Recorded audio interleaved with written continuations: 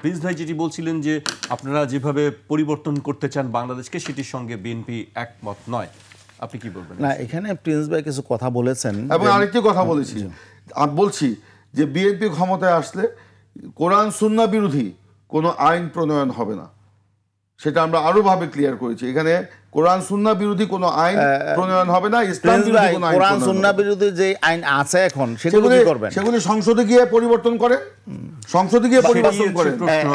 এখানেই আমার সংসদে বসে আমরা পরিবর্তন করব। আমি বলি এখানে প্রিন্স ভাই সর্বশেষ যে কথাটা বলেছেন সেটাই ইসলাম, যে কোরআন সুন্নাহ বিরোধী কোনো আইন থাকবে না, নতুন করে আনা হবে না, এবং বিদ্যমান কোরআন সুন্নাহ বিরোধী আইনগুলো পরিবর্তন করা হবে। তাহলে এর বাইরে তো ইসলামের নতুন কিছু নাই। এমন না যে ইসলাম আসলে সব পরিবর্তন হয়ে যাবে। ইসলাম আসলে এখানে হিন্দু, বৌদ্ধ, খ্রিস্টান এদেরকে দেশ ছেড়ে চলে যেতে হবে, এরা তাদের ধর্মকর্ম পালন করতে না, এরা বরং বেশি নিরাপত্তা পাবে। এবং দেখেন ইসলামের শাসন তো ছিল আল্লাহ রাসুলের আমলে। দেখেন মদিনায় যখন আল্লাহ রাসুল ইসলাম কায়েম করলেন তখন তো অন্য ধর্মের লোক ছিল না, বরং তারা সংখ্যাগরিষ্ঠ ছিল, মুসলমানরা সংখ্যালঘু ছিল।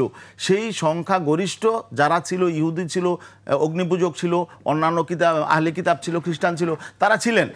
তারা আল্লাহর রাসুলের সেই ইসলামী সেই শাসনের মধ্যেই তারা নিরাপত্তা লাভ করতো, এবং অন্য রাষ্ট্র থেকে এখানে নিরাপত্তার জন্য আল্লাহ রাসুলের সেই রাষ্ট্রে আসতেন।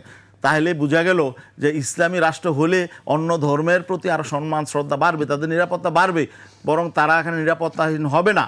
অতএব এখন বাকি এখন গণতন্ত্রের কথা বলে কি করা হচ্ছে? গণতন্ত্রের কথা বলে যারা ক্ষমতায় যায় তাদের সংখ্যালঘুদের শাসন হয় এবং অন্যরা এখানে নির্যাতিত হয়। আমরা তো গণতন্ত্র আমি বলি এখানে অবশ্যই না, এই জন্য আমরা পিয়ারের কথা এনেছি। সংখ্যাগরিষ্ঠদের শাসন অবশ্যই না, পিয়ার নিয়ে যেটা করলেন 40-42% শাসন। আমরা যদি গণতন্ত্রের কথা বলেন তাহলে আমরাই সঠিক গণতন্ত্র, শতভাগ মানুষের গণতন্ত্র।